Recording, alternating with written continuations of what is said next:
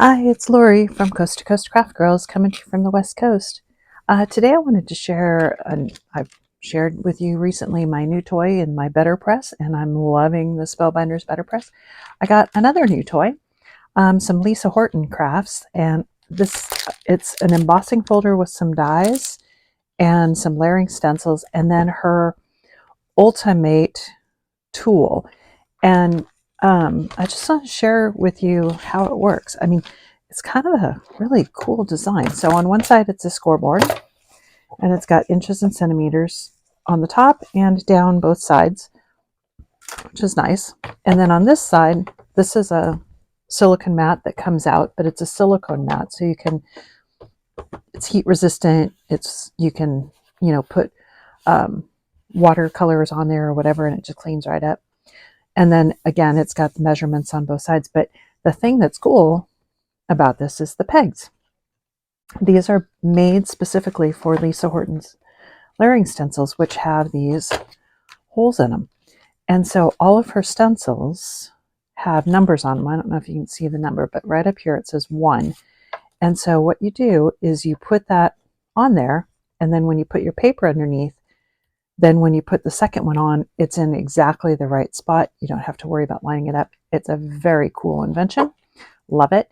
What comes with this tool is a die, so you can actually put the same holes in any set of layering stencils, which I haven't tried yet, but I'm going to because I love this design. So I'm going to try, and I haven't used it yet, so I'm going to show you how it works. And then this is a kind of so you're supposed to well, you can do it however you want, but I'm going to stencil first, and then I'm going to take the stenciled piece. I'm actually going to stencil it twice, and then I'm going to take the stencil piece and run them both through the 3D embossing folder to give it the text, or emboss. And then you've got dies, and in this particular set, you've got 4 different dies. Let me get them out of there. I'll show you. So you got 1 die for the entire design. So this will cut out the entire embossed design, which is what I'm going to do. Or, well, actually, I'm not sure if that's what I'm going to do. Or you've also got 3 individual dies, which will cut out the 3 flowers. And so if you wanted to just cut out the individual flowers, and however they go, I don't know, somewhere in there, they go on there. And, oh, I think this is this flower. Anyway, yeah, it'll cut out the individual flowers. There's those 2 plus the little bud. And then you can decoupage them up on top. And actually, I might just do that. So, and in that case, I would die cut them, and then emboss them. Because if you die cut after you emboss, then running through the die cut machine kind of smashes it down, and you lose some of your emboss. So anyway, let's get started. I'm going to set my dies to one side. Set my embossing folder over there, because the first thing I got to do is do my layering stencils. And it's this particular one has 6 5x7 stencils, so it's essentially 6 different colors. And I'm going to do it twice, I told you. So I'll do 2 pieces of paper, and I'll do one, and then I'll go back and do the other one. And I'm just going to line it up kind of in the middle, and I'm just going to put a couple of pieces of little tape at the end just to kind of hold that where it belongs. And you don't really need to, because on this silicone mat it doesn't actually move very much.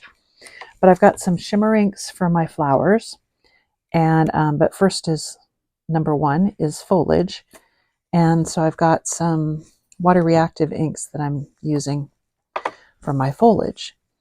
I've got 2 greens. I've got green topaz and smoked emerald. So I'm going to start with the lighter color, because you always do the lighter color first. So I'm going to slide this up and put that down here so you can see. Turn it around. So, and these on these stencils, whenever you have like these little pieces that kind of stick up, you just kind of want to hold them down so that you don't rub against them. And I bought these little stencil brushes on Amazon. They were super cheap, and it was like a set of 12 of them. And it's not a sponge. They're like little bristles, and love them. So like I said, on these, where you have small pieces, you want to go in the direction of the stencil so that you're not pulling it up or potentially tearing it.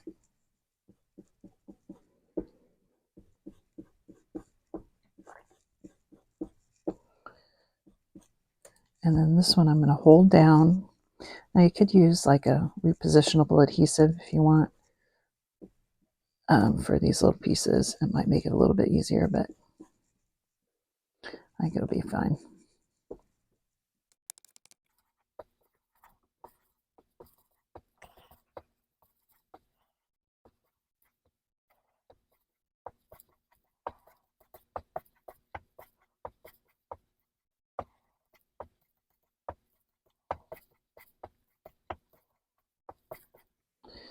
Okay, I think I got it all. So that's all my green topaz. Set that to one side. Now we're going to leave the paper where it is, and we're going to lift that stencil up. I'll set it to one side so I can wash it. Number 2, says number 2. We put it on our pegs, and it fits just perfectly. And then you can see that it is literally perfectly lined up. And this is the background of the flowers, and I'm going to use my Seashell Pink Shimmer ink.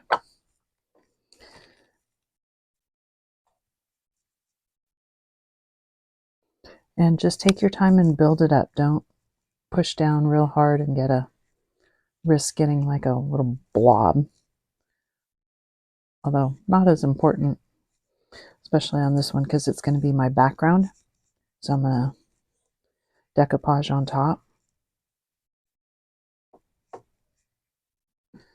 You know what? This little brush is going to take a long time, so let me get a bigger one.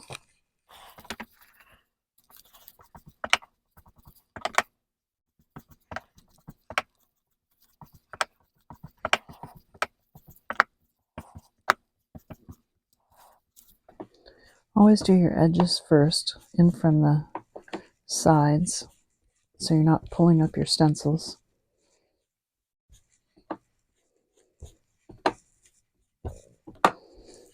And then you can do the middle.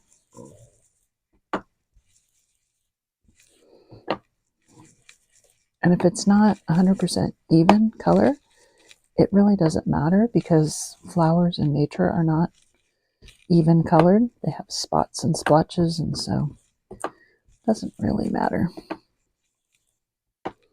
And it's a layering stencil. We're going to put layers on top of it. So some of these, if you have different color variations in it, it just adds texture. And it actually enhances the look of it. So I'm not unhappy about that. So I'll go to this one.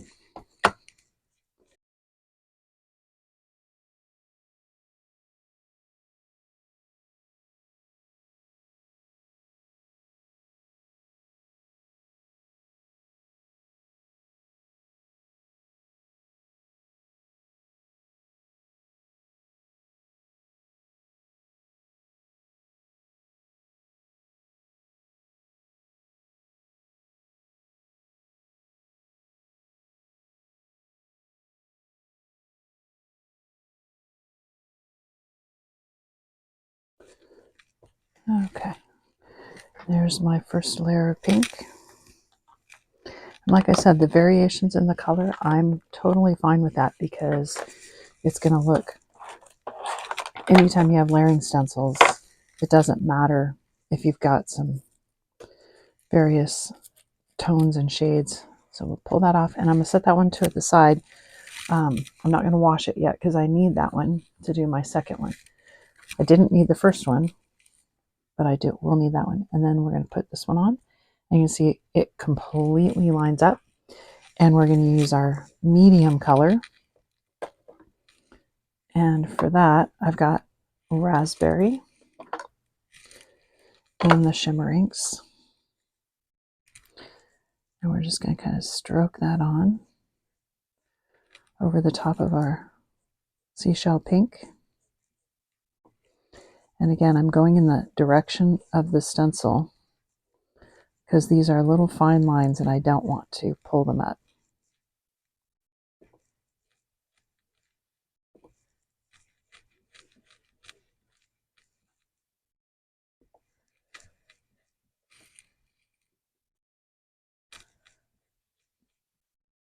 You could use a larger stencil brush for this one too, but I don't think it's really necessary.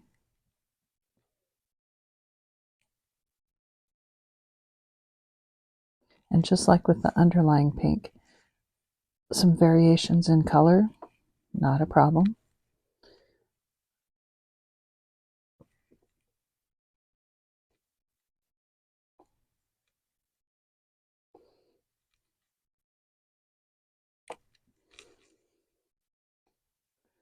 Because nature has variations in color.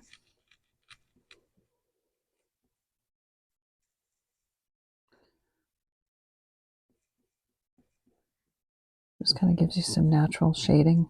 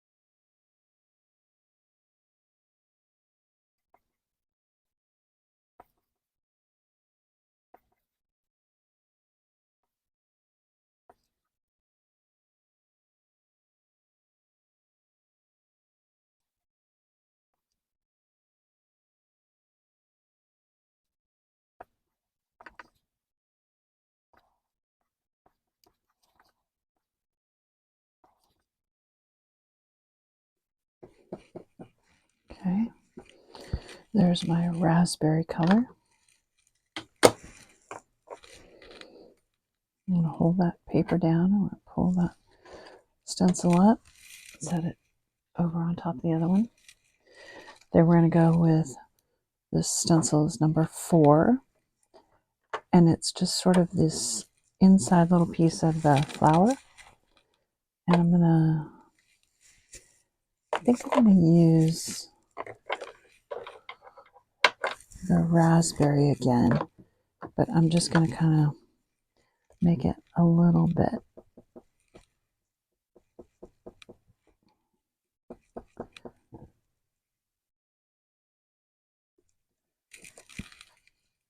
Just like that. And that's that one. That's the only piece. Yeah, I like that. Okay. And then number 5 is the details in the leaves. So I'm going to go with my smoked emerald, Harmony Water Reactive. I'm going to go back to my little brush, and we're going to put the detail into all of the foliage.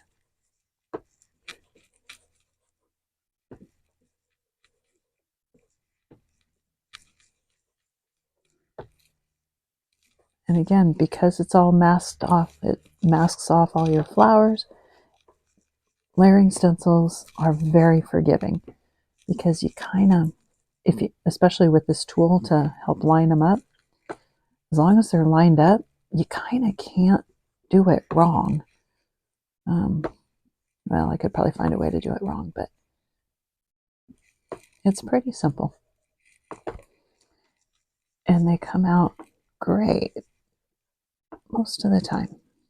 So now that I said that, it'll probably be awful. But I'm kidding. The Lisa Horton design is beautiful, so I'm sure even I can't screw it up completely. Okay. And there's my foliage. Don't need that one anymore.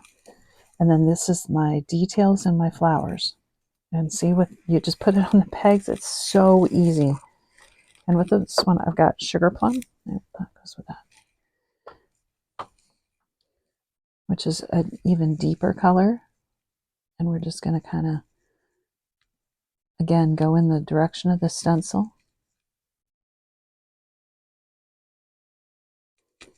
I have a feeling I'm going to like this so much I'm not going to want to cover it up. I may decide not to decoupage after all, because I think it's looking really good.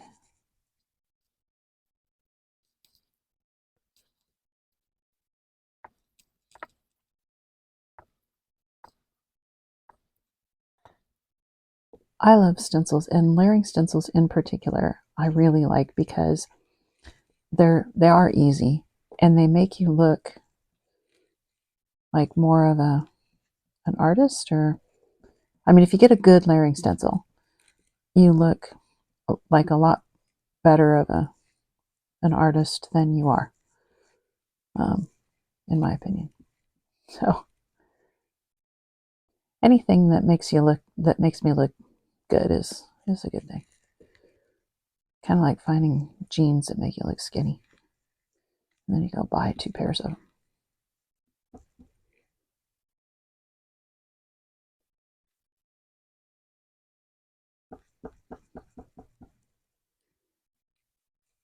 This is the first Lisa Horton layering stencil I've gotten, but I've seen some samples of her stuff that are absolutely stunning. So we'll see if I can recreate them.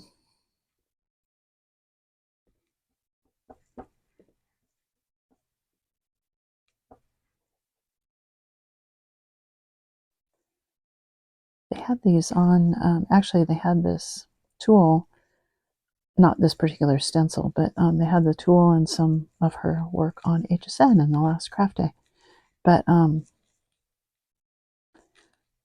I get her stuff off of scrapbook.com here in the US. I'm sure they have it other places, but that's where I found it. Okay. I think I got it all.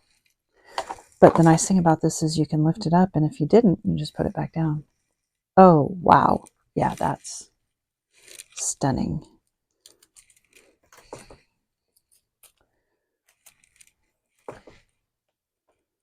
Let me lift that up and show it to you. And with the what are they called? Shimmer inks. I love that. I think I don't think I'm gonna, well, I'm gonna do another one just in case I decide to decoupage it. We'll see. Let's go ahead and do it. And that's all of my stenciling. Really happy with that. I'm gonna, since these are opaque pigment inks, they do take a minute to dry, so I'm gonna go ahead and dry them, and I'll be back with you in a minute.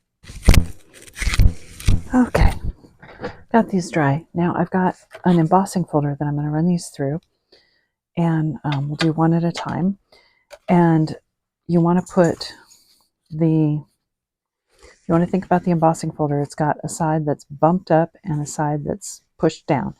So when you put your card down, you want to make it so that, because this is going to push up and push your card into the holes. So you want to put the ink on this side.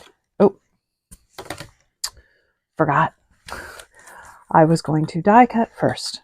Remember, I said you want to die cut first, because once you die cut, or well, one, it'll make it easier to align it in the embossing folder, but also once you die cut, it will smash or if you emboss first and then die cut, it will smash the embossing.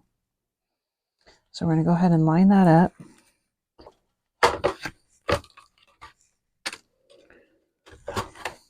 I was trying to figure out why it wasn't cutting. The die wasn't cutting. It's because I grabbed my Sizzix plate instead of my Gemini plate, and it obviously is a little bit thinner. I got it figured out. So there's my cutout piece, and you could layer that on top of there. Oh my, that's just too pretty to do that. I don't think I'm going to do that. So we're just going to emboss, and then I think I'm just going to put this on a piece of card. So you just need to line it up as best you can.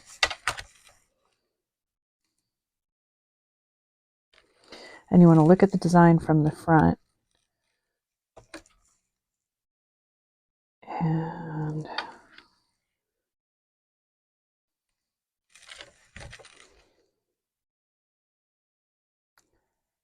that looks pretty good.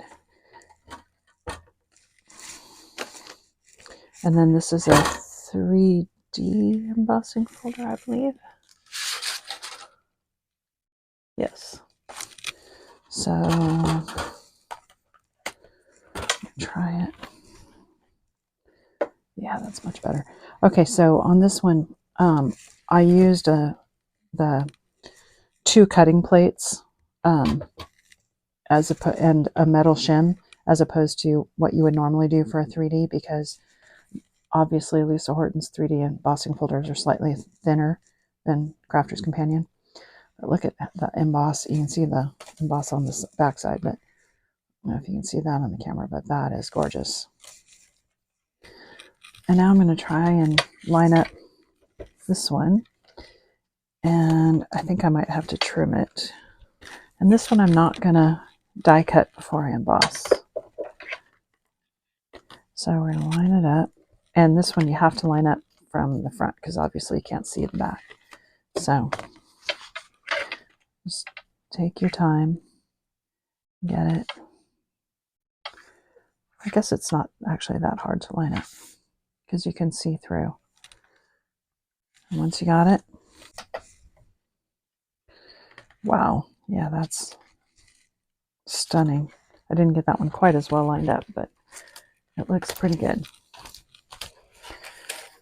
Now again, you do have the dies, so you could cut the individual flowers up and decoupage them, or you could just decoupage that whole thing, or you could decoupage the whole thing and then do it again with just the flowers. But I'm actually going to make 2 separate cards with it, because I love it just the way it is. So let me mat and layer those, and I'll be back in a minute and show you what I did. Okay, I didn't put this card on, so here's the one finished. I just matted it, put it on a card base. I haven't put a sentiment on it yet, because I'm not sure what I'm going to use it for. The other one I wanted to, that I had cut out, I wanted to put on this pretty pink paper, but it got lost, I thought, without a shadow layer. And since there's no matte layer die, what I did is actually out of this green layer underneath, I had just enough room, and I cut the die again, and then I cut it down the middle and just kind of split it apart, and then you can see the green. So a little bit on each side, and it kind of gives you a faux shadow layer when you don't have a shadow layer die. I mean, because I didn't want to hand fussy cut that all the way around. And I'm going to raise that up on some foam pads. And you want to get enough foam pads or foam tape on that it's not going to sag anywhere. That's the last thing you want, is to have it sagging in the middle or something. So, and then whenever I do foam pads or foam tape, I always peel the backing off and then put a little bit of glue on the foam pad itself. That way it kind of helps so that the foam pad doesn't dry out, and then the embellishment or the whatever you've glued on there or taped on there will fall off, and I don't want to risk that. So, and we'll just put a little bit of tacky glue on there.